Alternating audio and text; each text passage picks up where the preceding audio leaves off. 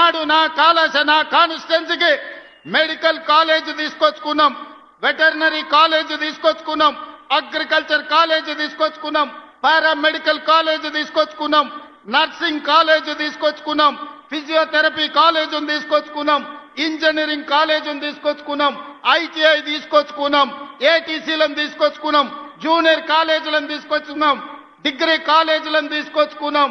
అదే విధంగా ఈ రాష్ట్రంలో లేని సైనిక్ స్కూల్ ని రాష్ట్రం మొత్తం మీద ఒకే ఒక్క సైనిక్ స్కూల్ ఉంటే ఆ సైనిక్ స్కూల్ ఈనాడు కొడంగల్లో ప్రారంభించుకోబోతున్నాం. ఇది మా ఎడ్యుకేషన్ పాలసీ. విన్నారా?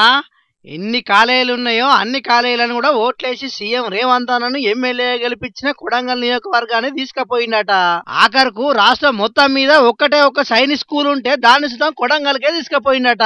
మొత్తం 5,000 కోట్ల రూపాయలు ఖర్చు పెట్టి ఎడ్యుకేషన్ క్యాంపస్ ఏర్పాటు చేస్తున్నారట. ఆడ ఇంకో 16 నెలలనే కొడంగల్ ను అంతర్జాతీయ ఎడ్యుకేషన్ హబ్ గా తయారు చేస్తారట.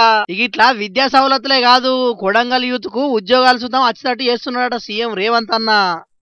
ఎట్లయితే ఢిల్లీ పక్కన నోయిడా ఉందో, ఆ నోయిడా ఈ దేశానికి ఆదర్శమైన పరిశ్రమలకు వేదిక అయిందో, ఈనాడు తెలంగాణకు నోయిడాగా కొడంగల్ నియోజకవర్గాన్ని తీర్చిదిద్ది లగర్చర్ల పారిశ్రామిక వాడను అంతర్జాతీయ గుర్తింపు తీసుకొచ్చే విధంగా మా రైతులు, మా పిల్లల జీవితాలలో ఉద్యోగాలు ఇప్పించి వాళ్ళకు విద్యనే కాదు మా పరిశ్రమల్లో ఉద్యోగాలు ఇచ్చే విధంగా ప్రణాళికలు ఈ రోజు చేపడుతున్నాం.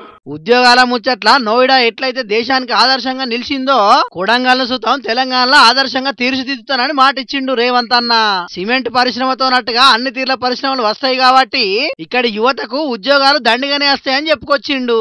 ఇక అక్షయ పాత్ర ఫౌండేషన్ ఆధ్వర్యంలో కొడంగల్ నియోజకవర్గంలో ఉన్న 312 సర్కార్ బాలల్లో 28,000 మంది పిల్లలకు పొద్దటి పూట టిఫిన్ పెడుతున్నారు కదా. ఇక ఇప్పుడు పగటిలి బువ్వ కూడా పకడ్బందీగా పెట్టాలని సెంట్రలైజ్డ్ కిచెన్ కట్టించేందుకు ఇలా అక్షయ పాత్ర ఫౌండేషన్లతో కలిసి భూమి పూజ చేసిండు సీఎం రేవంత్ అన్న.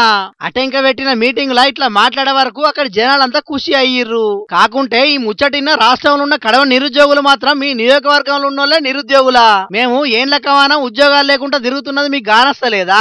మీ దగ్గర ఏర్పాటు చేసినట్టే అన్ని ఏరియాల్లో పరిశ్రమలు ఏర్పాటు చేసి నిరుద్యోగులందరికీ ఉద్యోగాలు వచ్చేట్టు చేయాలని అంటున్నారు. చూడాలి మరి నిరుద్యోగాన్ని అంతం చేసి అందరికీ ఉద్యోగాలు వచ్చేట్టు చేయడానికి సర్కారు ఏం చేస్తుందో.